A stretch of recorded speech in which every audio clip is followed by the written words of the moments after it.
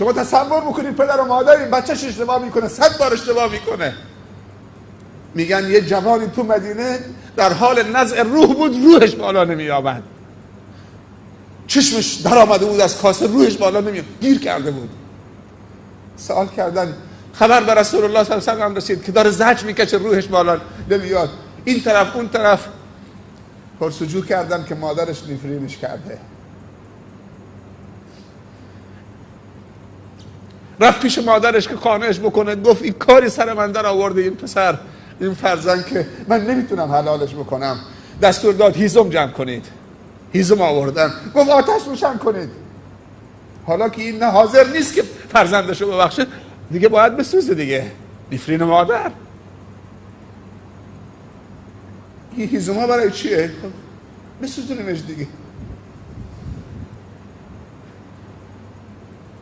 یه آهی کشید، فریاد زد، پدرم.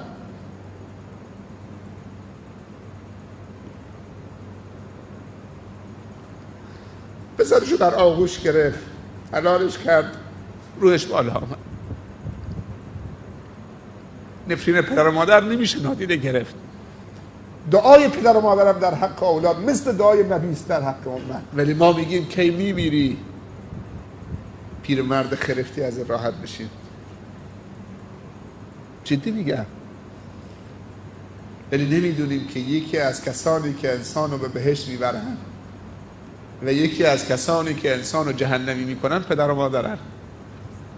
برعکسش هم شاید باشه و هست.